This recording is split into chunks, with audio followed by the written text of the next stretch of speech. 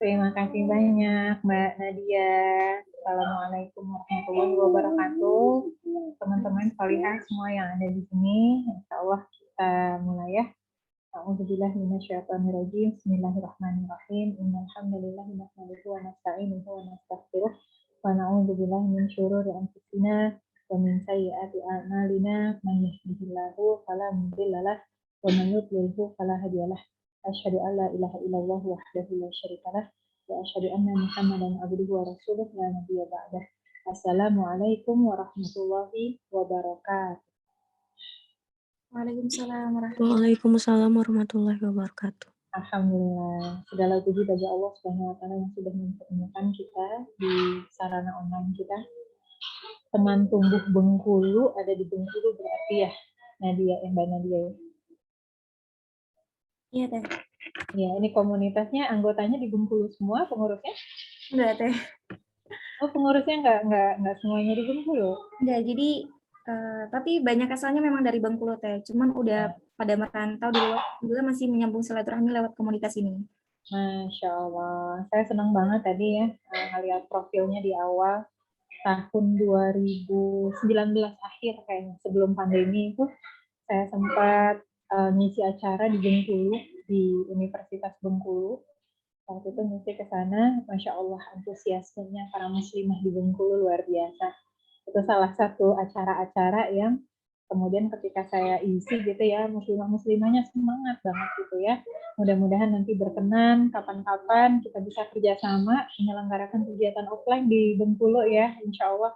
Saya begitu dengar profilnya tadi, ngelihat profilnya saya udah langsung muncul ide ini, ide itu nih, kayaknya pengen di follow up nanti insya Allah sama suami saya bisa ngobrol-ngobrol lebih lanjut ya, nanti saya minta suami juga buat ngontak karena sebetulnya udah lama banget kepikiran pengen bikin kegiatan di Bengkulu ya, baik kegiatan untuk para mahasiswa-mahasiswinya maupun bagi para ibu-ibu muda dan seterusnya.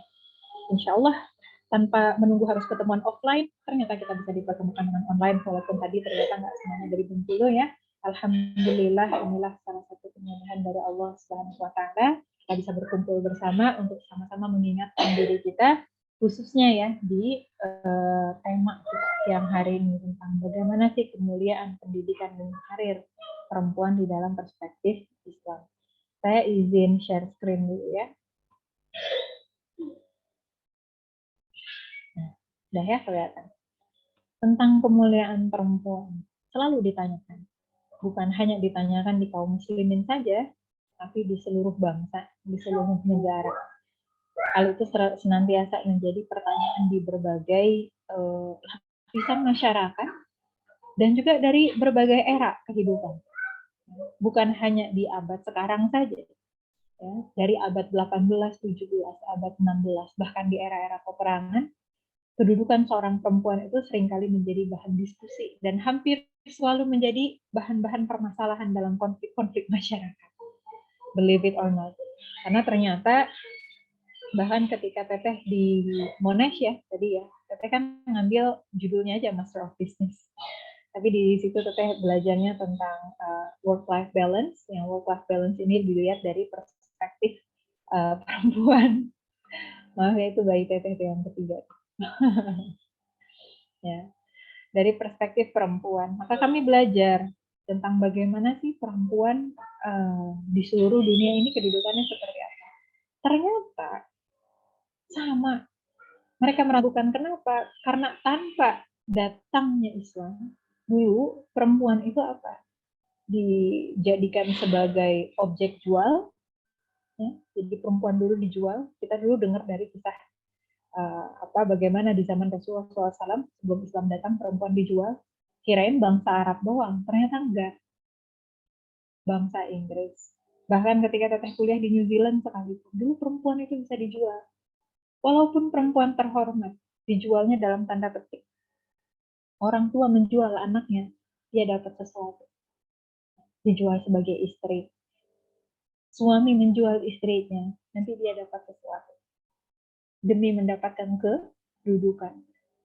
Dan itu dicatat oleh sejarah.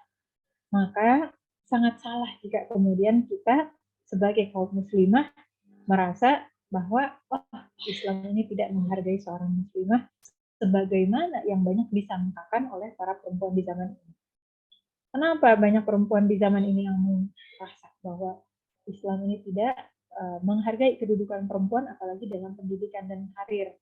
Salah satu faktornya karena begitu banyak ideologi yang mengangkat dirinya sebagai pembela ya perempuan, tapi kemudian dia menyalahi aturan, ya seperti misalnya feminisme. Feminisme itu sebuah ideologi ya, yang judulnya aja membebaskan kaum perempuan, ia menyetarakan kaum perempuan, tapi ternyata yang dia lakukan adalah membuat para perempuan bablasan. Nah, maka kita kemudian ingin memahami batasannya seperti apa sih agar kita dapat ditinggikan derajatnya oleh Allah Subhanahu wa taala, agar kita kemudian bisa setara ya dengan laki-laki di hadapan Allah Subhanahu wa taala, tapi juga kemudian tidak berlebihan sampai-sampai kemudian kita melanggar syariat. Yang pertama harus kita pahami dulu bahwa fitrahnya laki-laki dan perempuan memang berbeda. Di dalam Quran surah Ali Imran ayat 35 kata Allah Subhanahu wa taala, "Walaisa dzakaru kal unsa." Tidak sama laki-laki dan perempuan, baik dari fisiologis maupun secara psikologis. Ya.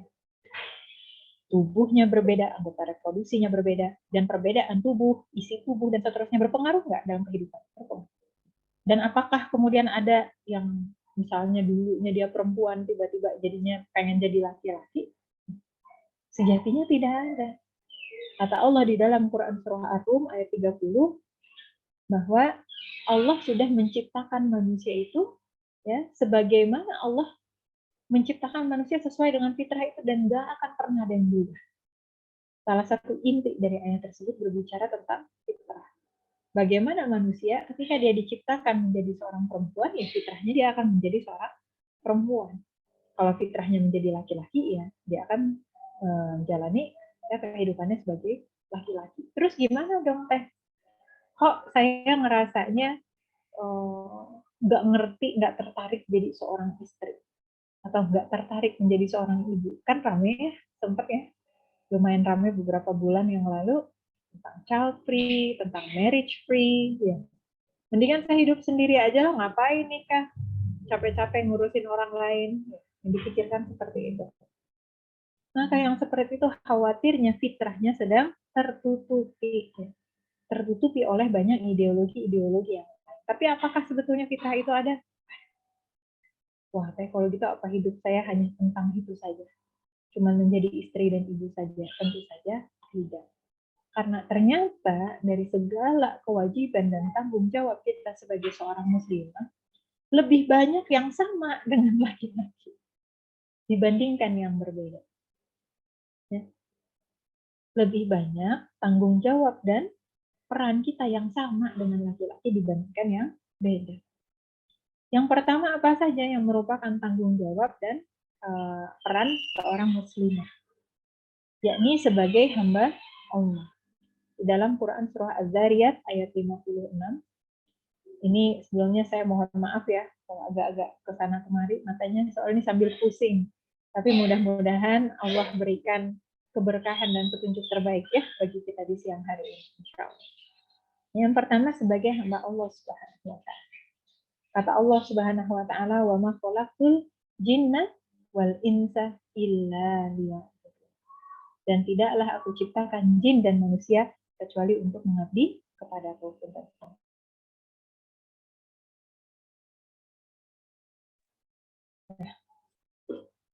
Tidaklah aku menciptakan jin dan manusia kecuali untuk mengabdi kepadaku. Berarti tugas kita yang utama untuk mengabdikan diri kepada Allah Subhanahu wa taala. Ya teh kalau mengabdikan diri mah berarti cuma sholat doang, tilawah doang, zikir doang. Ternyata bukan. Yang selama ini banyak kita pahami tugas-tugas muslimah yang ngebayangin kalau muslimah yang taat tuh ngapain sih? Sholat, terus di masjid, terus kayaknya ngebayanginnya kayak gitu ya. At least itu dulu saya. Sebelum saya hijrah ngebayangin kayak gitu. Tapi ternyata setelah diajarkan tentang ayat ini, yang dimaksud dengan mengabdikan itu, betul-betul mengabdikannya apa? Inna sholati wa nusuki wa mahyaya wa mamati lillahi rabbil alamin. Sesungguhnya sholatku, ibadahku, hidupku, dan matiku adalah untuk Allah, Rabb semesta.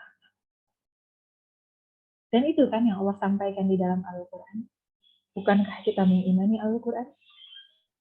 Artinya, tugas kita sebagai seorang muslimah ini bukan cuma tentang sholat, tentang tilawah, hafalan, dan seterusnya saja. Walaupun itu menjadi bagian yang penting ya.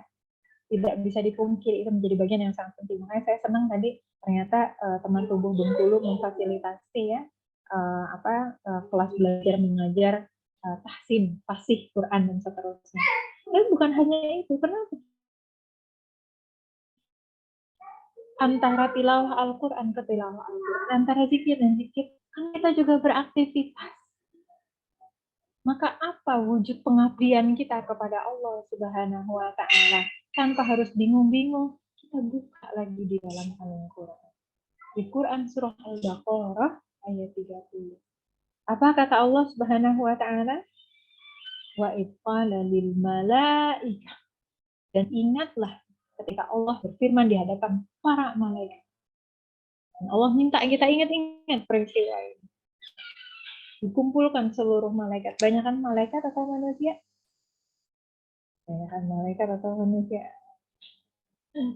Banyakan malaikat.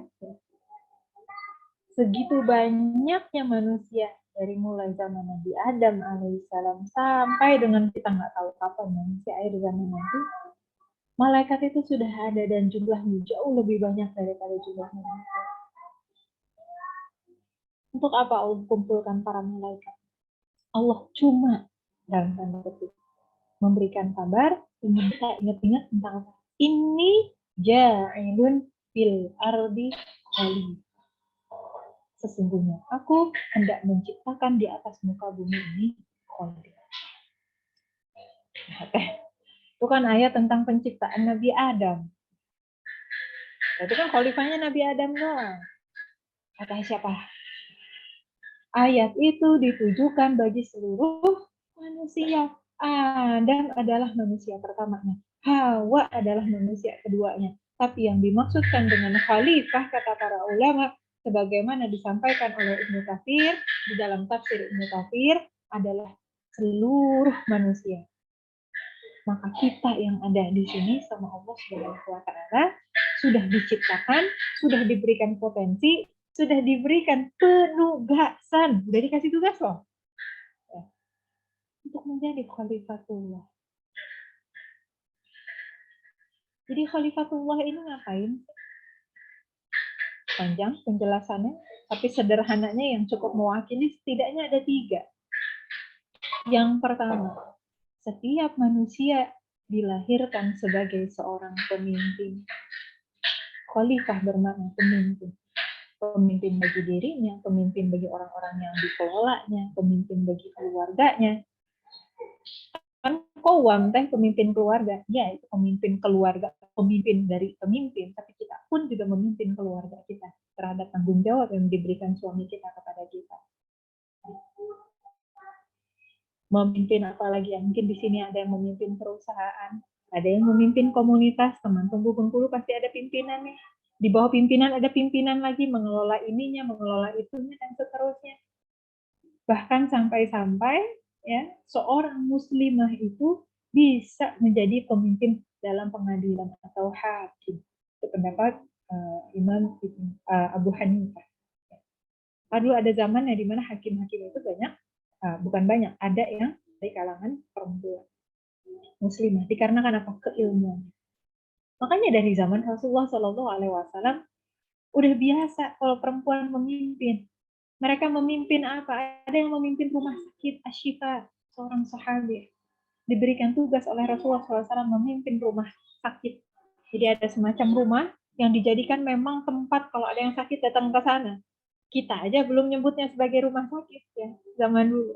Tapi itu sejatinya adalah rumah sakit. Dulu ada yang kemudian menjadi pemimpin para perawat, para sahabiah. Cuman nggak disebut sebagai pemimpin, tapi pekerjaannya memimpin. Bahkan Asy-Syifa tadi di eranya Sayyidina Umar Ibnu Khattab ya diberikan amanah menjadi apa? Menteri pasar. Kalau bahasa kekiniannya menteri pasar. Karena diminta untuk memimpin pengelolaan pasar. seorang muslim. Maka kita tidak perlu lagi ragu begitu ya, bahwa oh saya ini bukan hanya sebagai objek, tetapi saya pun diberikan amanah oleh Allah Subhanahu wa taala untuk memimpin. Itu makna khalifah yang pertama. Yang kedua adalah sebagai penjaga. Penjaga apa? Penjaga bumi. Namanya juga khalifah itu khalifah di atas muka bumi Allah. Maka kita menjaga bumi ini dengan cara apa? Dengan cara-cara apapun yang kita bisa. Menjaga bumi ini dengan menjaga manusianya maupun apapun yang kita bisa. Kenapa? Karena yang dijaga bukan cuma manusia. Manusia harus dijaga, udah jelas. Hewan harus dijaga nggak? Tumbuh-tumbuhan harus dijaga nggak? Harus dijaga. Pohon-pohon, lingkungan, laut, tanah, semuanya harus dijaga. Langit aja harus dijaga. Bahkan mungkin kalau sekarang itu ya sampai ada orang-orang yang melindungi dan meneliti sampah-sampah luar angkasa. Karena saking sudah berbahayanya banyak sampah luar angkasa. Itu tugasnya siapa? Manusia. Oke, mana ada manusia yang tahu semuanya sampai bisa menjaga satu bumi begitu. Makanya dalam rangka kita menjaga bumi, kita mengambil bagian yang kita bisa. Ada orang jadi dokter, ada orang jadi insinyur, ada yang menjadi pengelola komunitas, ada yang jadi pengelola masjid, pengelola TPA, ada yang jadi guru, dosen, pejabat, karyawan, pebisnis. Ada begitu banyak sarana-sarana peluang amal di masyarakat yang merupakan perwujudan peranan kita sebagai khalifah di atas muka bumi Allah. Kurang feminis apa lagi? Jadi kalau orang-orang feminis bilang, oh kita harus memberikan hak bekerja bagi para perempuan. Dari dulu, lebih dari 1400 tahun yang lalu, Islam sudah memberikan itu. Bukan hanya sebagai penjaga, tapi juga pengganti. Khalifah ya, memiliki makna pengganti, bermakna fitrahnya manusia itu akan menggantikan generasi sebelumnya. Lalu dia kemudian juga bertanggung jawab mencetak generasi berikutnya yang lebih baik. Itu kata Ibnu Katsir. Maka kita, ini kalau lihat wajah-wajahnya generasi milenial ada di sini ya, kita di sini para ibu-ibu generasi milenial atau calon ibu generasi milenial, kita bertanggung jawab menjadi generasi yang lebih baik dari generasi sebelumnya. Dan kita pun bertanggung jawab mencetak generasi yang lebih baik. Kalau punya adik-adik generasi Z, kita didik supaya mereka menjadi generasi yang lebih baik. Kita nanti punya anak-anak kita mungkin akan masuk generasi alfa, ya kita didik mereka menjadi generasi yang lebih baik. Itu tugas kita. Dan khususnya nanti, khusus para ibu punya tanggung jawab secara fisik melahirkan generasi masa depan. Dia mengandung, dia melahirkan, dia menyusui. Tapi itu nanti bagian yang berikutnya. Itu. Jadi ternyata ya masing-masing dari kita diberikan penugasan yang sebegitu luar biasanya. Alangkah sayangnya jika masih ada muslimah yang berpikir, ih aku mah apa tuh? Aku mah kayaknya nggak bisa lah mikirin karya-karya gitu lah teh. Aku mah remah rembunan. Aku mah ini, aku mah itu. Sudah tidak begitu. Kenapa? Karena ini Allah Subhanahu wa taala yang maha bijaksana dan maha mengetahui yang memilih kita. Kok bisa-bisanya kita yang sedikit ilmu, sedikit kebijaksanaannya, sok-sokan bilang di hadapan Allah, ya Allah. Jadi cuma biasa aja. Sementara Allah sudah memilih kita untuk menjadi khalifatullah. Enaknya Allah Subhanahu wa taala sebagai pemberi tugas itu juga maha kuasa. Beda sama manusia.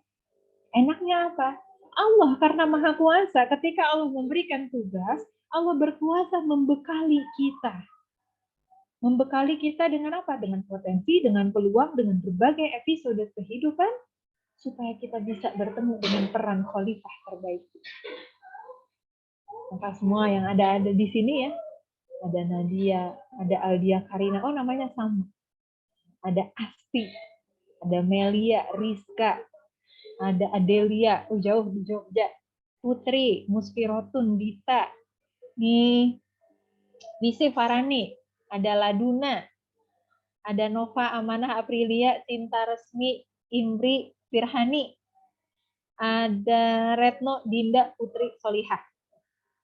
semua yang ada di sini tadi memiliki potensi sebagai khalifatullah. Sayang nggak sih kalau nggak dipakai? Tinggal pertanyaannya tadi, lanjutannya, wujudnya seperti apa? Wujudnya adalah sebagai amal-amal soleh. Di dalam Quran surah At-Taubah ayat 105. Allah Subhanahu wa taala berfirman, "Wa qul i'malu fasayarallahu amalakum wa rasuluhu wal mu'minun." Dan katakanlah, beramallah kamu, ya, bekerjalah kamu, berbuatlah kamu, maka Allah akan menyaksikan amal-amalmu dan juga Rasulnya dan juga orang-orang mukmin. Ayat ini seperti dua mata pedang. Di satu sisi ini merupakan ancaman kepada orang-orang kafir. Ya, kalau lihat di tafsirnya ya, silahkan saja orang kafir mau ngapain, Allah tahu. Musuh-musuh Islam mau gimana yang memusuh Islam, Allah tahu. Tapi di sisi yang lain juga ini merupakan perintah bahwa kita diperintahkan untuk beramal. Dan perintah ini baik bagi laki-laki maupun perempuan. Maka kita adalah qaumun amaliyun. Kita adalah orang-orang, para muslimah yang diciptakan sama Allah Subhanahu wa taala untuk beramal. Tubuh kita didesain untuk beramal. Otak kita didesain untuk beramal. Benar nggak? Otak kita didesain untuk beramal kan? Makanya coba aja. Duduk ya, nggak ngapa-ngapain, diam ngeliatin dinding, enak nggak? Kalau lagi capek 5 menit, 10 menit oke lah. 1 jam, 2 jam, 24 jam, cuman duduk, diam. Bahkan tiduran aja. Enak nggak? Nggak enak. Kenapa? Baik fisik kita, akal kita, dan hati kita diciptakan oleh Allah Subhanahu wa taala untuk bergerak. Karena fitrahnya seperti itu, makanya orang-orang yang bahagia itu orang-orang yang bisa mengisi waktunya dengan hal-hal yang positif, hal-hal kebaikan. Di dalam Al-Quran disebutkan, ternyata ilmu-ilmu kekinian, ilmu psikologi, atau kayak misalnya yang kami pelajari dulu di kampus ya tentang managing stres, dibuktikan juga salah satu cara mengelola stres adalah apa? Menyibukkan diri dengan hal-hal kebaikan.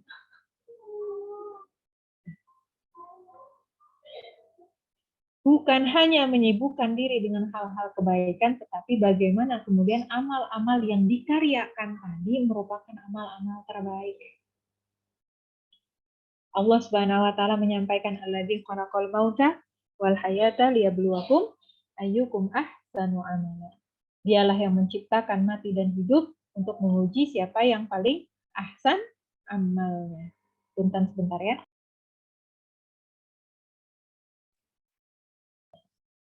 Artinya bukan hanya kita tuh beramal ngasal. Mentang-mentang, ya maaf ya, cuman segini ngurusin ininya, soalnya saya punya anak sih. Yang setoran hafalan, Ustazah maaf ya belum bisa setoran, ini nih anak saya. Yang kerja, maaf ya, ini belum beres-beres, belum sesuai deadline.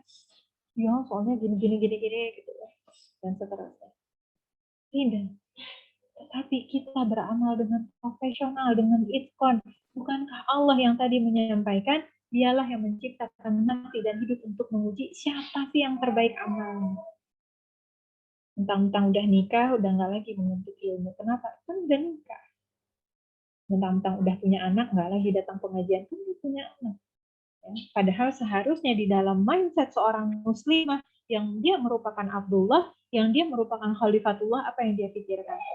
Bagaimana cara saya memperbaiki amal agar saya bisa mempersembahkan amal terbaik kepada Allah Subhanahu wa taala.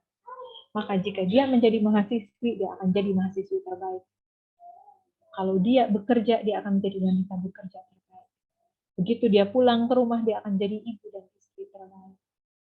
Begitu dia jadi dokter terbaik. Apapun peranan-peranan yang dia emban, semuanya dia lakukan dengan cara terbaik. Tentunya mau memberikan amal-amal terbaik seperti itu butuh apa? Butuh ilmu. Tadi dibacakan kan di depan ya? Di awal. Ada yang membacakan Quran surah Al-Mujadilah atau Al-Mujadalah. Ayat 11. Apa kata Allah? Yarfa'illahu alladhina amanu minkum walladzina utul ilma darajat. Dia meninggikan derajat, mengangkat derajat orang-orang yang beriman dan berilmu beberapa derajat. Maka ilmu tidak boleh lepas dari seorang muslimah.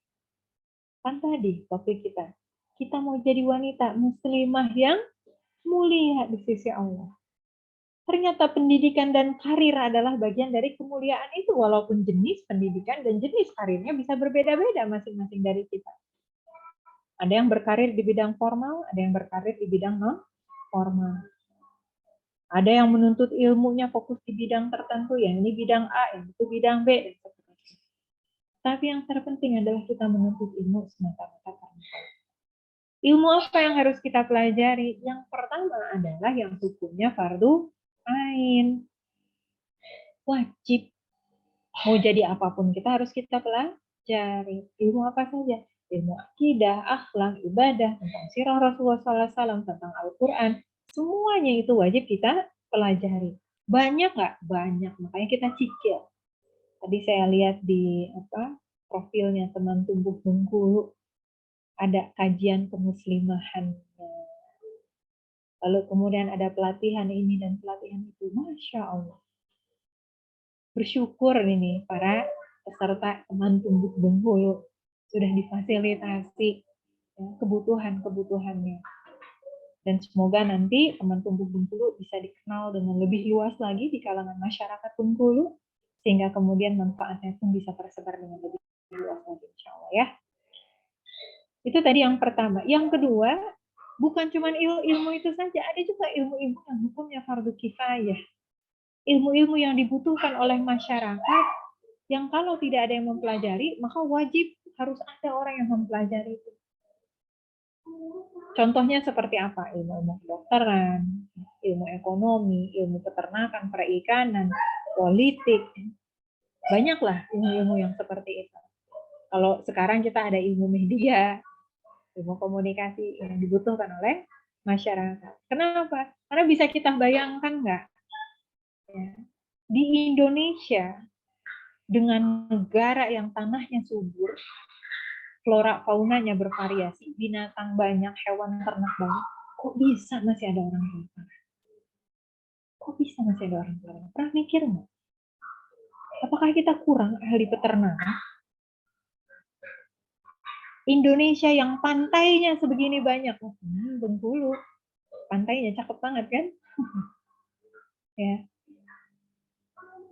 Sepanjang itu pantai, kok bisa masih ada orang yang kelaparan? Indonesia ini kan pantai di mana-mana. Apakah kita kurang ahli perikanan? Apakah kita kurang ahli maritim, ahli perairan, ahli kelautan? Di zaman Imam Al-Ghazali dulu, Imam Al-Ghazali pernah menasehati, hendaklah ada di antara kalian yang mempelajari ilmu kedokteran. Bukan berarti semua orang harus jadi dokter ya, ini ceritanya ada. Karena di zaman itu kurang dokter. Di zaman itu orang berbondong-bondong mempelajari ilmu fikih. Karena dulu yang jadi pejabat kebanyakan ahli fikih. Tapi kalau lagi sakit berobatnya sama orang non-muslim karena kurang dokter.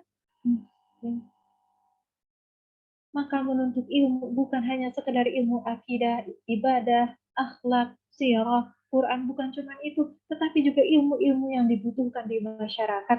Disitulah kemudian mudah-mudahan kita akan ditinggikan derajatnya oleh Allah. Ini 4 hal yang di awal-awal ya akan menjadi hal fundamental dalam kehidupan kita sebelum kita menikah. Terus deh, kalau laki-laki dan perempuan diperintahkan ini semua, yang paling mulia yang mana? Jawabannya ada di Quran Surah Al-Hujurat ayat 13. Allah ciptakan manusia dari laki-laki dan perempuan, berbangsa-bangsa, bersuku-suku. Siapa yang paling mulia? Dan yang paling mulia di antara kamu adalah mereka yang paling bertakwa. Maka yang paling mulia bukanlah ditentukan apakah dia laki-laki atau perempuan. Tidak ditentukan apakah dia lulusan SMP, SMA, atau S1, S2, S3, bukan. Tidak ditentukan dengan apakah dia wanita bekerja atau wanita rumah tangga, ibu rumah tangga. Bahkan tidak ditentukan apakah dia sudah menikah atau belum menikah. Tidak juga ditentukan tentang apakah dia sudah punya anak atau belum punya. Tetapi ditentukan dengan takwa. Karena kualitas amal itu cuma Allah yang tahu. Mungkin ada yang pekerjaannya mengelola TPA masjid. Tidak dikenal oleh orang. Mungkin tidak digaji juga, hanya diberikan kafalah sekadarnya. Tapi dia lakukan dengan sepenuh keikhlasan. Semuanya semata-mata karena Allah. Dia lakukan dengan sepenuh kesungguhan, profesional, ihsan itqon yang tadi disampaikan. Melalui perantaraannya kemudian manfaat berguyur-guyur kepada sekelilingnya. Kira-kira seperti apa muslimah seperti itu? Kita ngedengarnya aja udah indah nih. Indah banget. Bukan berarti kalau kedudukan tinggi terus nggak mulia. Kita juga berharap ada pemimpin-pemimpin atau kemudian perempuan-perempuan yang bisa menjangkau berbagai kalangan. Mungkin dari kalangan para pebisnis, mungkin dari kalangan pejabat, mungkin dari kalangan berpendidikan, dan seterusnya. Yang dengan keberadaannya dia bisa berkarya dan bermanfaat sesuai dengan kemampuannya tadi sama. Niatin juga karena Allah. Dia lakukan kesungguhan karena Allah. Maka tinggallah semua menjadi rahasia di sisi Allah. Kita tidak bisa menghakimi orang lain siapa yang paling mulia. Pun kita tidak bisa menghakimi diri kita. Apakah kita sudah cukup mulia? Yang bisa kita lakukan hanyalah senantiasa mempertanyakan diri sendiri. Apakah amal-amalku sudah cukup? Apakah cuma ini perannya perempuan? Tentu saja tidak. Masih ada lanjutannya.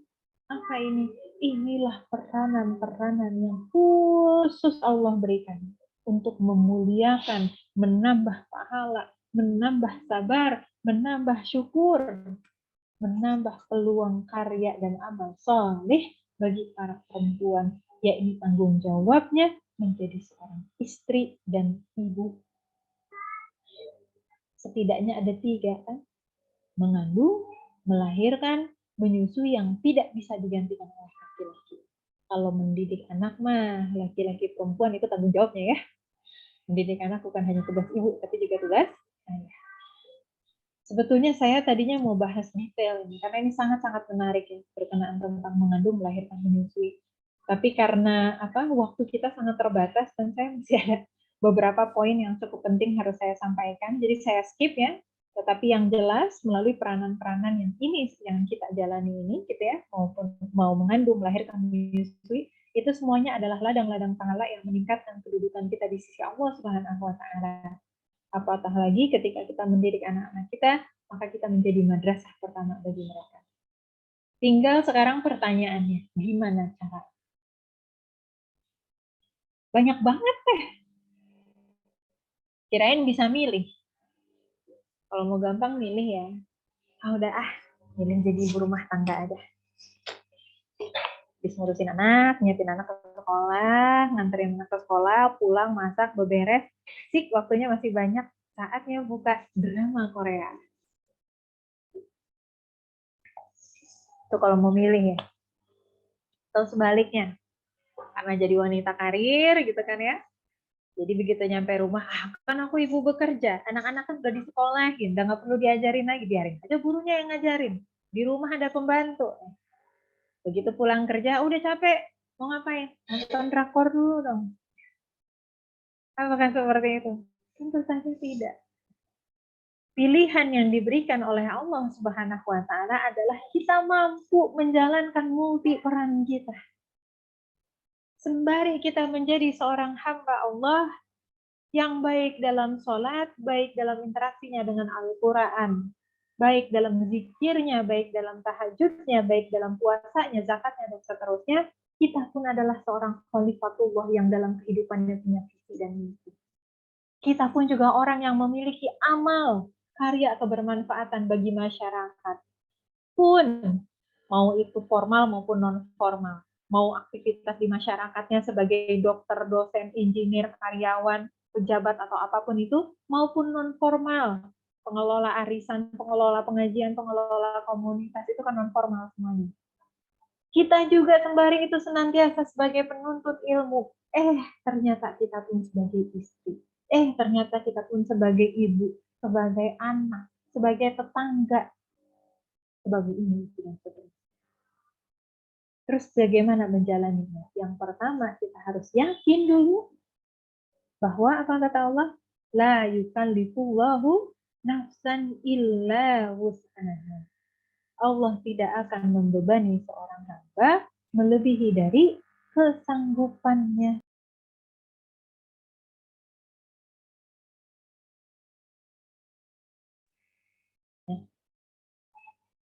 Allah tidak akan pernah salah meletakkan beban. Kalau kata kakak kelas saya, Allah tidak akan meletakkan beban di atas pundak yang salah. Jadi kalau Allah karuniakan suami, jangan ditolak. Alhamdulillah jodoh saya sudah datang. Allah karuniakan anak, ya. Allah karuniakan anak, alhamdulillah. Yang kita pikirkan bahwa ini Allah Subhanahu wa Ta'ala sudah memilih kita dan Allah Maha Bijaksana, Allah Maha Mengetahui, insya Allah Allah tahu kita mampu. Jadi pertama harus yakin dulu. Supaya apa? Supaya optimis ya.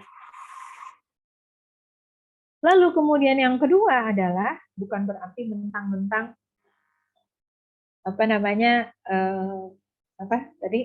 mentang-mentang karena kan Allah tahu saya bisa, terus udah aja nggak berusaha. Ya harus ada usahanya. Apa usahanya? Kita harus kenal diri kita. Jadi bukan berarti kita pengen amal banyak, pahala banyak, semuanya diambil. Ini ada peluang nih, kontribusi di gotong royong A, gotong royong B, gotong royong C, semuanya diikutin. Ini ada peluang belajar ini, belajar itu, semuanya diambil.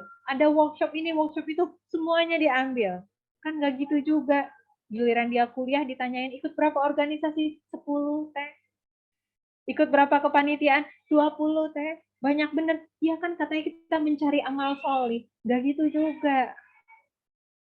Kita harus kenal dengan diri kita. Kita kenal dengan potensi kita. Kita kenali apa sih peluang-peluang yang akan mendukung kita meningkatkan potensi kita. Seperti itu caranya. Jadi kita juga harus berpikir strategis. Enggak juga mentang-mentang mau banyak amal solih semuanya diambil. Ikut berapa komunitas? 15. Aktif di mana? Semuanya. Terus gimana bagi waktunya? Ya berantakan sih. Gimana nggak berantakan? Komunitasnya aja 15. Maka kita kenali potensi kita. Kita cari kira-kira dengan potensi kita ini apa yang bisa kita kembangkan. Orang kuliah aja kan milihnya jurusan satu, benar nggak? Maka dari apa yang kita pilih tadi, itu yang kita tingkatkan. Jadilah yang terbaik di bidang kita. Begitu juga nanti dalam mengelola keluarga. Kita mau ngambil keputusan banyak nggak kalau udah berkeluarga yang harus diambil? Banyak banget. Makanya kemudian kita harus banyak-banyak mengenali diri kita dan meminta kepada Allah Subhanahu wa Ta'ala untuk ditunjukkan. Tadinya saya mau menjelaskan ayat ini, tapi saya skip ya. Insya Allah. Yang ketiga, bukan cuma mengenali potensi diri, mengenali peluang, tapi juga harus bersungguh-sungguh. Apa kata Allah Subhanahu wa Ta'ala di dalam Quran surah Al-Ankabut ayat 69? Yang artinya adalah dan orang-orang yang bersungguh-sungguh untuk mencari keridhaan kami, niscaya akan kami tunjukkan kepada mereka jalan-jalan kami. Ini janji Allah loh. Kita percaya nggak sama janji Allah? Kalau kita nggak percaya sama janji Allah, terus kita mau percaya sama janji siapa lagi? Maka salah satu tugas kita, kalau kita tadi ingin optimal semuanya adalah bersungguh-sungguh. Saya dulu pernah curhat ke salah seorang musyrifah saya, musyrifah hafalan Quran, zaman saya masih di Bandung, belum berangkat ke Medan. Ya biasalah curhat, banyak amanah, mana ya? Apa kata beliau? Kalau ingin amanah-amanah optimal, kalau ingin amal-amal optimal, kalau ingin pahalanya optimal, bukan amanah yang dikurangi, tapi perjuangan yang ditambah. Ini setelah tadi strategis ya, setelah kita udah milih-milih nih, jalur potensi mana yang mau kita karyakan, jalur amal mana yang mau kita ambil, kan tetap banyak ya. Nah, maka yang kita lakukan adalah bukan amanah kita yang dikurangi, tapi perjuangan yang ditambahkan seoptimal yang kita mampu, sampai benar-benar kita akhirnya ngerasa, oh kayaknya ini batas optimalnya, ya udah. Sehingga ketika kita misalnya bilang gitu ya, oh maaf ya, afwan, punten, saya belum bisa bantu, itu memang betul-betul sudah optimal, kita nggak bisa bantu. Ada peluang apalagi, maaf ya saya nggak ini ikutan, kenapa? Karena memang sudah optimal. Ada workshop ini, workshop itu, oh itu bukan di luar kita, udah optimal.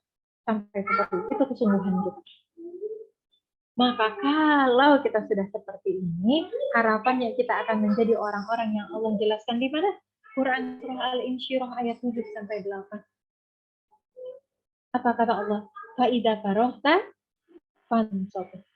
Maka apabila engkau telah selesai bersungguh-sungguh dari urusan, bersegeralah bersungguh-sungguh kepada urusan yang lain. Wa ila rabbika farghab, dan hanya kepada Rabbmu lah engkau berharap. Pindah nggak jadi lanjut pada urusan berikutnya, berlanjut pada urusan berikutnya. Maka kehidupannya hanyalah tempat perpindahan dari satu amal solid menuju amal solid berikutnya, dari satu pahala menuju pahala berikutnya. Masya Allah. Kalau hidup kayak gitu doang apa nggak bosan? Apa nggak jumut? Menariknya adalah dua ayat pertama di Quran surah Al-Insyirah ini Allah buka dengan apa?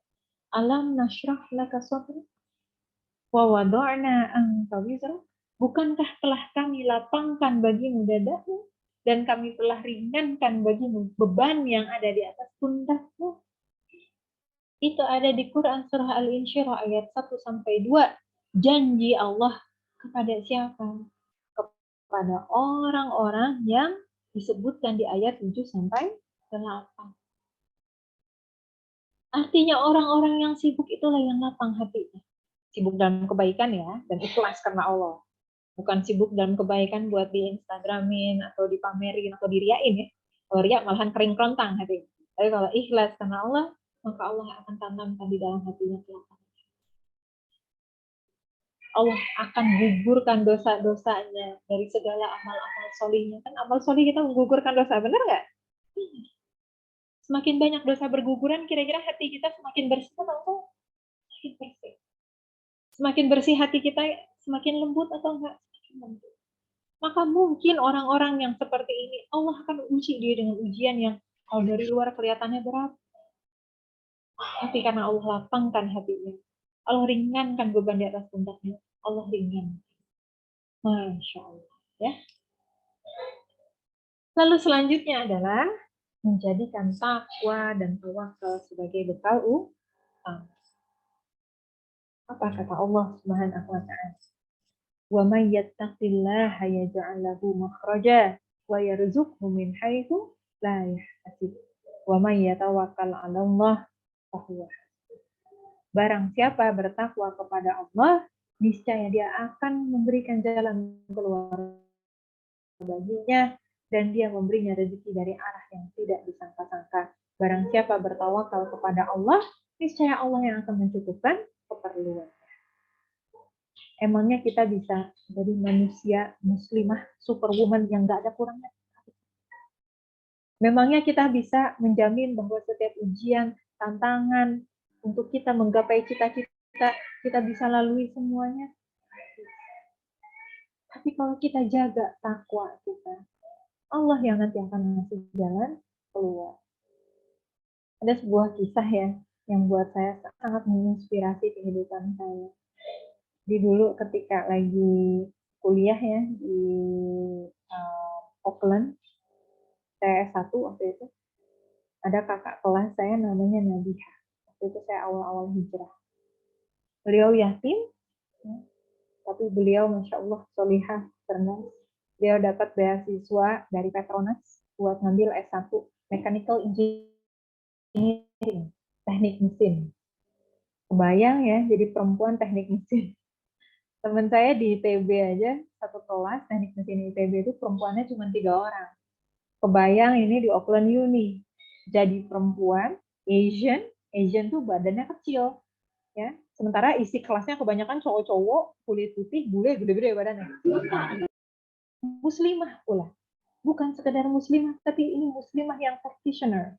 Dia pakai gamis, dia pakai kerudung panjang, dia tidak tabarruj, ya, menjaga interaksinya dengan laki-laki dan seterusnya. Tapi kemudian apa yang dia lakukan itulah wujud nyata ketaatannya kepada Allah Subhanahu wa taala.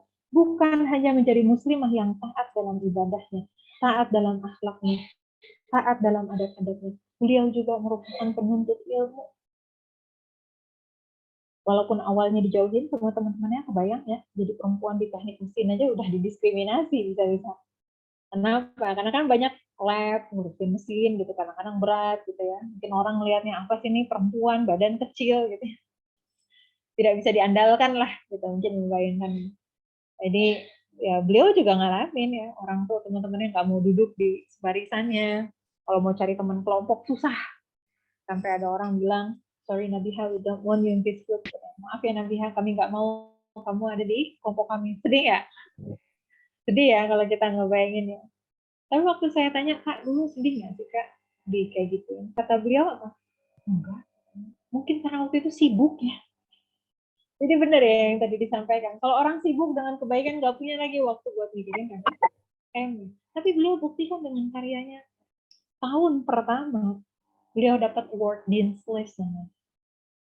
Itu adalah award yang diberikan bagi mahasiswa-mahasiswi dengan IPK di atas 8,25 dari 9. Hitung aja sendiri. Di atas 8,25 dari 9. Tahun keduanya, kalau orang-orang biasanya nilai makin turun ya. Di kuliahan makin nambah tingkat, makin turun nilainya. Beliau dapat lagi award Dean's List. Akhirnya teman-temannya mulai ngelirik kan. Mulai mau satu kelompok bareng. Bahkan sampai diajakin ikut lomba robotik ya. Kebayang? Wah, robotik perempuan muslimah gitu ya.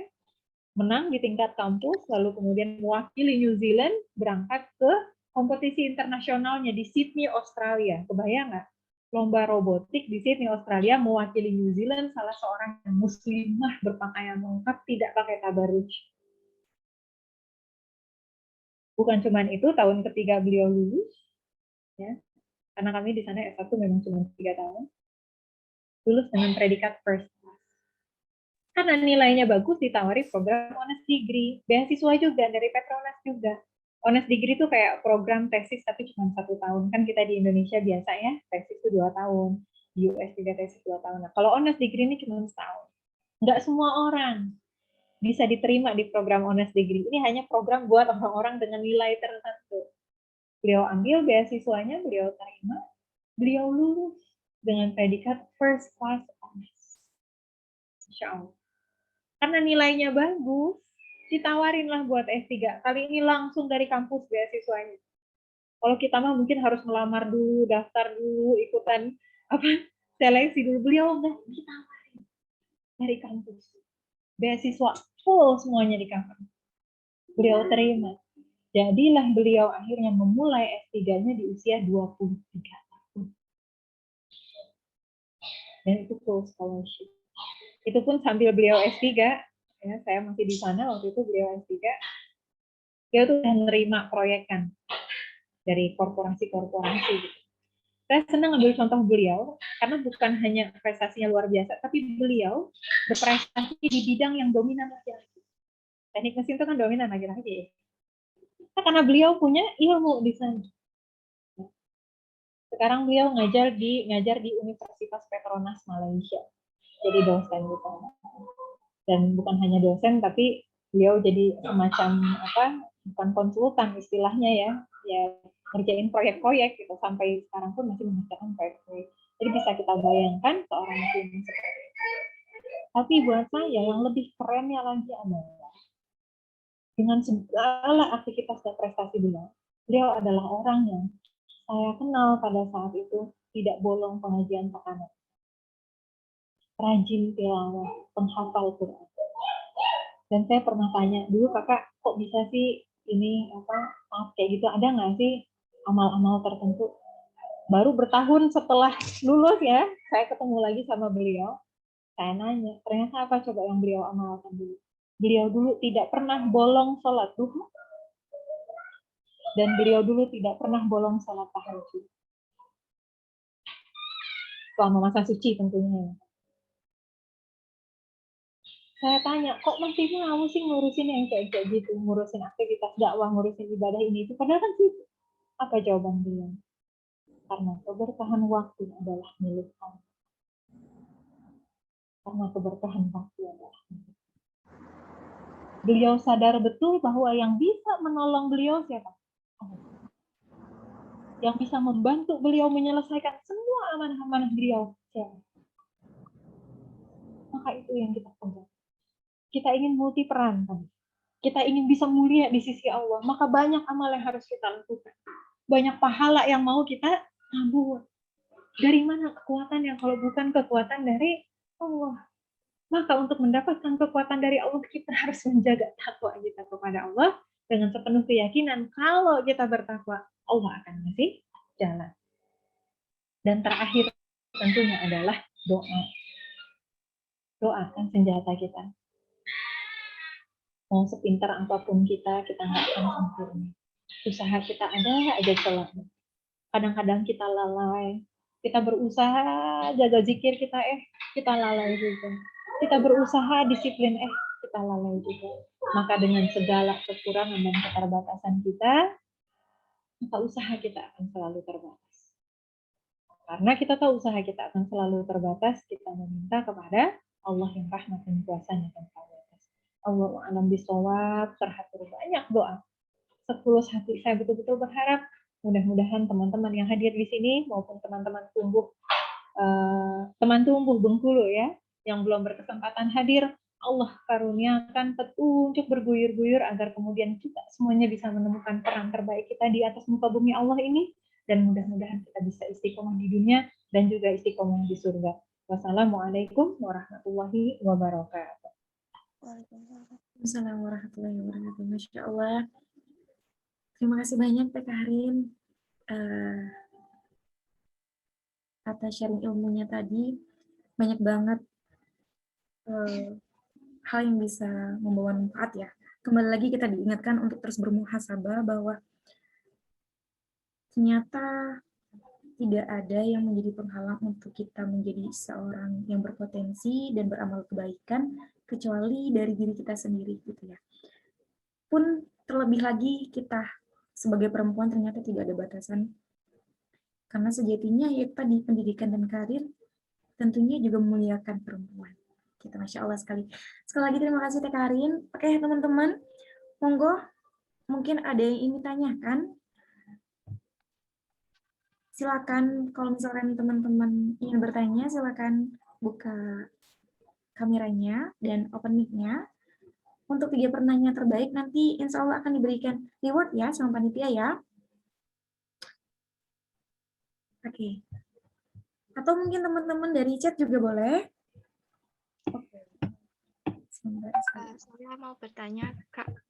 Oh ya, monggo. Solika. Iya.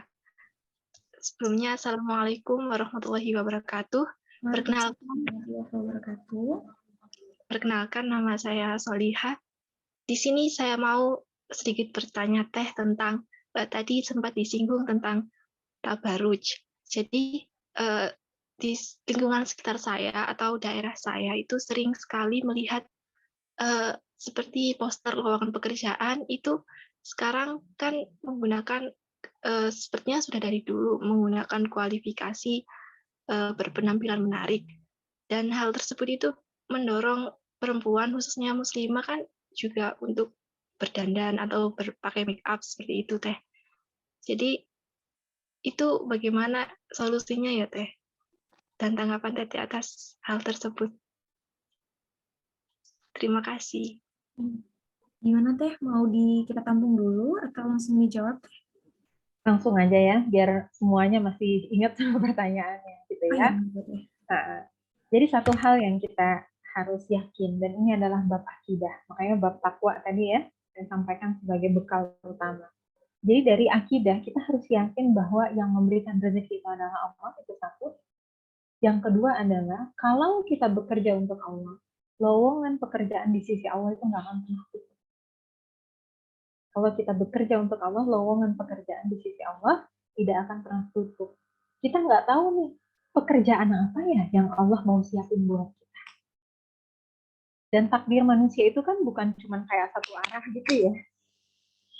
Konsep takdir itu kan banyak pilihan. Makanya kata Allah, fa'alhamaha ujuraha wa taqwaha. Diilhamkan bagi jiwa tersebut jalan jujur dan jalan takwa. Qad aflaha man zakkaha. Beruntunglah mereka yang menyucikan dan merugilah mereka yang mengotori. Artinya apa? Masing-masing dari kita punya kesempatan untuk memilih. Kita mau milih takdir yang baik atau takdir yang kurang baik atau takdir yang buruk. Bahkan mungkin pilihannya lebih banyak dari itu. Allahu a'lam. Jangankan takdir, jodoh aja ada pilihan. Kita mau milih jodoh yang baik atau jodoh yang kurang baik. Saya izin minum sebentar ya.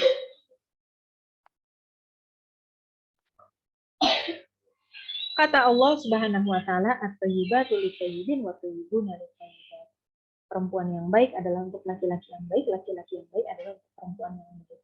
Jodoh kita sudah ditentukan, tapi kita punya pilihan. Kalau mau dapat suami yang baik, kita pun harus memperbaiki diri. Begitu juga dengan takdir. Kalau kita mau menemukan peran terbaik kita pun harus menjemputnya dengan cara terbaik. Maka kalau kita menemukan ada lowongan pekerjaan, tapi kalau kita ambil lowongan pekerjaan itu, kita masuk ke area yang syubhat, kita nggak tahu ini nanti masuk tabarruj atau tidak, gitu ya. Kalau persyaratannya saja sudah seperti itu, bagaimana kondisi lingkungan di dalamnya, kita cari lagi yang lain. Walaupun kita nggak tahu, kita dapat nggak nih pekerjaan formal tadi. Oh, jangan-jangan ternyata Allah Subhanahu wa taala siapkan pekerjaan yang lebih baik. Atau jangan-jangan sebaliknya ternyata menurut Allah sarana amal karya kita bukan di ranah formal, ranah non formal misalnya. Ya. Dulu ada contoh suami saya waktu kami di Melbourne ya, namanya nyari kerjaan susah. Ya. Kenapa? Karena banyak tempat kerja itu nabrakin waktu sholat, termasuk salah satunya sholat Jumat. Sampai suami saya udah ditolak berkali-kali gitu ya, karena mengajukan untuk bisa sholat Jumat gitu ya, dan diizinkan sholat di ruangan di sana. Tapi suami tetap mikirnya gini, rezeki itu datang dari Allah. Jadi kita tidak boleh menggantungkan rezeki kita kepada manusia. Alhamdulillah, nggak berapa lama setelah ditolak yang terakhir itu, ketemu lowongan yang lain, lebih bagus, gajinya lebih besar, ternyata tempatnya juga lebih nyaman dan lebih dekat. Ya. Keterima di sana, akhirnya bekerja di sana, dan ternyata ya diizinkan buat sholat Jumat, diizinkan sholat 5 waktu. Bahkan pada saat acaranya kantor, ya acara kantornya suami waktu itu, diadainnya di restoran halal. Padahal bule semua itu isinya. Nggak ada muslimnya satupun kecuali suami. Kenapa di restoran halal? Mereka mau menghargai suami saya supaya suami saya bisa ikutan di sana. Ini salah satu cara. Tapi ada juga cara yang lain. Allah misalnya berikan jalan yang lain. Kayak misalnya saya kenal ada seorang muslim. Sudah lama bekerja. Tapi dia bekerja di perusahaan riba. Perusahaan riba. Saya nggak usah sebutin institusinya. Riba aja. Sampai akhirnya dia belajar. Ternyata riba itu tidak boleh. Dia memutuskan untuk berhenti. Apa yang terjadi setelah dia berhenti? Dia coba cari lagi pekerjaan. Belum dapat. Qadarullah. Ibu mertuanya sakit, kakak adiknya nggak ada yang bisa ngurusin. Suaminya bilang bisa nggak kalau nitip di rumah mereka. Nitip di rumah mereka yang ngejagain kira-kira suaminya atau dia? Nah dia lah. Suami yang kerja, pergi pagi pulang sore atau pulang malam. Terus dia nanya sama saya, gimana ya saya sekarang ngurusin ibu mertua yang sakit. Saya ngurusin tuh dari pagi sampai sore. Tapi saya masih ingin berkarya. Saya masih ingin punya prestasi. Saya bilang, Masya Allah, boleh jadi ini pahala yang luar biasa yang Allah siapkan. memang Allah jadikan dia nggak keterima di mana-mana karena ini amanah untuk orang tersebut, untuk muslimah tersebut. Agar muslimah tersebut bisa merawat ibu mertuanya. Itu karya bukan? Karir bukan? Masya Allah. Tahu nggak ketika kita berbakti kepada orang tua itu termasuk amal soleh yang instan dibayar di dunia, dikasih bonus lagi di akhirat. Itu yang namanya ya, setelah si muslimah itu jagain mertuanya, anak-anaknya makin soleh, suaminya makin sayang, rezekinya makin barokah, hutangnya satu demi satu terlunas. Saya sampaikan boleh jadi ini barokah dari emak ngurusin ibu. Maka kita tidak bisa menjustifikasi tadi ya, yang kita jadikan patokan apa? Selama tidak sesuai dengan syariat Allah, tidak perlu kita. Allah sudah siapkan jalan-jalan terbaik untuk kita. Ya, tidak perlu kita ragu. Allah alam bisawab. Mungkin singkatnya gitu. Kira-kira gimana Solihah? Panggilan Solihah kan ya tadi? Iya, Teh. Alhamdulillah sangat terjawab. Mungkin sebagai tambahan ya. Ini mungkin sebagai tambahan saya baru keingetan. Tapi biasanya sering saya sampaikan. Kita sebagai muslimah kita harus ingat bahwa kita berbaur itu bukan dengan menurunkan standar ketaatan kita. Ya. Kita berbaur bukan dengan menurunkan standar kemuslimahan kita, tapi kita berbaur dengan karya dan manfaat bagi sesama. Tadi saya cerita tentang Kak Nabiha, sebetulnya saya pun punya pengalaman yang sama. Ya, ketika kita kemudian meningkatkan kapasitas kita, kita mengisi diri kita dengan ilmu, mengisi diri kita dengan karya, dengan apa segala rupa, maka insya Allah nanti orang yang akan membutuhkan kita. Jadi sembari ini misalnya di sini ada teman-teman yang lagi cari kerja ya, atau misalnya lagi nunggu kelulusan, atau misalnya selama ini belum bekerja mau kembali ke dunia kerja, perkuat nilai diri itu dengan karya kita, dengan ilmu kita, ambil workshop kayak gitu ya, atau ambil peluang ini, peluang itu, atau misalnya mau meningkatkan bahasa, meningkatkan kemampuan skill tertentu, ambil. Sehingga nanti pada saat kita mau apply ke pekerjaan yang menjadi passion kita, yang kita mau bermanfaat di sana, orang juga akan melihat, oh dia ternyata punya kualifikasi ini, oh dia ternyata punya kemampuan ini, oh ternyata dia juga secara keprofesionalan pada saat sudah bekerja, dia juga kerjanya all out. Nah seperti itu. Kalau sudah seperti itu, orang udah nggak melihat lagi kita pakai apa. Mau kerudung kita panjang, mau baju kita lebar, ya mau kita nggak ada tabarruj sama sekali, yang orang lihat apa? Saya butuh dia. Ya. Saya pernah ngajar di FE Unpad sebagai dosen muda waktu itu. Itu dosen-dosen muda yang ada di Unpad waktu itu, dan saya kan fakultas sosial ya. Kita bayangin aja lah, dandannya kampus aja roknya pendek banget gitu ya. Parfum wanginya berapa meter aja keciuman. Ya, jadi sementara saya ya kayak gini gitu ya. Ya, tapi ternyata apa gitu ya, ada proyek diminta saya untuk jadi ketuanya. Ada proyek keluar kota untuk memimpin penelitian ini. Yang dikirim siapa? Saya lagi.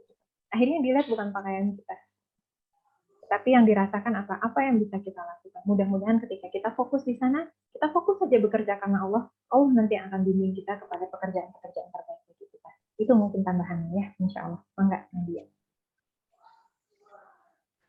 Ya, terima kasih banyak Teh. Itu ya, Mbak Solihah mungkin udah terjawab banget ya sama Teh Karin dan tambahannya. Oh ya Teh, ini ada satu pertanyaan lagi di kolom chat dari Mbak Putri Aprilia. Saya bacakan ya Teh, mohon izin. Izin bertanya, beberapa bulan yang lalu teman-teman dan saya mengajak ibu-ibu solihah di sekitar rumah untuk belajar baca Al-Quran bersama secara gratis 1 minggu sekali. Awalnya, ada sekitar 10 orang ibu-ibu yang ikut belajar bersama. Namun, seperti yang Teh Karin katakan, tadi alasannya karena kerjaan dan Woi, kalau berjalannya waktu, ibu-ibu yang juga semakin sedikit, bahkan sampai sekarang hanya tersisa 1 ibu yang masih semangat belajar. Pertanyaannya, kira-kira solusinya bagaimana ya Teh, supaya ibu-ibu tetap istiqomah untuk belajar bersama? Terima kasih Teh, itu tadi dari Putri Aprilia Teh.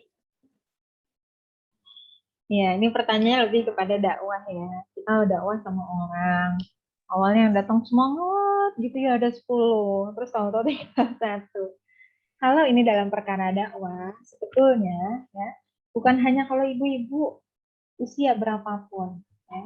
Memang ujian itu akan selalu ada, ujian bagi mereka. Awalnya semangat, tapi kemudian datang malas, datang ini, datang itu. Coba aja, di kampus pun kayak gitu. Misalnya nih, buka ya. Kalau di Bengkulu ada kampus apa aja? Ada Universitas Bengkulu gitu misalnya ya.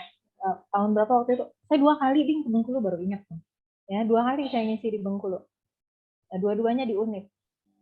Di yang pertama itu waktu itu mereka cerita gimana ya Kak ya supaya kami ini adik-adik itu mau ikutan buat ke pengajian-pengajian. Soalnya yang daftar banyak Kak, tapi yang akhirnya ikutan sedikit gitu.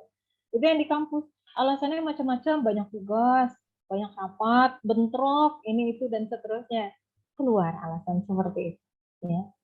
Begitu sudah nikah nanti alasannya itu kan suami. Udah punya anak alasannya anak. Kalau dia kerja alasannya kerja.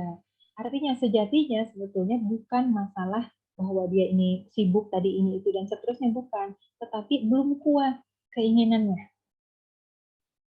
Belum kuat kesungguhannya untuk bisa hadir setiap pekan sekali. Nah, nasihat yang tadi disampaikan di materi itu adalah nasihat untuk kita sendiri, bukan untuk kita hakimkan ke orang lain. Sehingga kita mendisiplinkan diri sendiri tapi bertoleransi kepada orang lain. Kita keras kepada diri sendiri, ya, tapi berlemah lembut kepada orang lain. Kepada kita harus memberikan yang terbaik, tapi kepada orang lain kita memaklumi uzur mereka. Jadi tugas kita bukan menghakimi ini dia nih kurang bersungguh-sungguh, ini dia nih bukan. Ya, di sini perspektifnya kita sebagai dai dalam kasus yang tadi. Maka sebagai seorang dai yang harus dilakukan apa? Sabar. Jalin komunikasi, jalin silaturahim. Ya, misalnya nih, pekan, 2 pekan nggak hadir. Pekan ketiga nggak hadir juga. Coba silaturahim datang. Ya. Kalau ada rezeki bawa sesuatu atau apa, nggak harus yang mahal, sederhana aja. Datang tanyain kabar, bangun, ya, bangun jalinan hati yang kuat. Nanti kapan ingetin lagi, ajakin lagi ya Bu. Lalu kemudian bagi yang sudah datang, itu juga kalau bisa bukan hanya diajarkan tahsin, tetapi diberikan juga ada nasihat-nasihat. Misalnya di kelas tahsinnya itu, sebelum mulai kelas tahsin ada 15 menit pertama, ada semacam nasihat-nasihat, entah dari hadis, entah dari Quran, atau nasihat-nasihat umum, untuk memperkuat mereka. Karena kan belajar tahsin itu kan ininya ya, teknisnya gitu. Tetapi yang dibutuhkan untuk para ibu-ibu yang tadi, itu adalah penguatan tentang kemuliaan Al-Quran. Supaya mereka mau dan mampu nantinya insya Allah bermujahadah bersungguh-sungguh untuk hadir mengkaji Al-Quran. Jadi ada 2 sisi ya. Satu sisi tadi jaga ikatan hatinya sama para ibu, sabar dan seterusnya. Yang kedua ditingkatkan juga konten pengajian pekanannya itu bukan hanya sekedar mempelajari kata demi katanya, tapi mungkin ada sesi tazkirah 15 menit, 20 menit. Yang sedikit-sedikit aja, tapi kalau sepekan sekali, maka itu jadi penguatan. Nah, yang terakhir, gimana nih tinggal 1 orang? Jangan salah.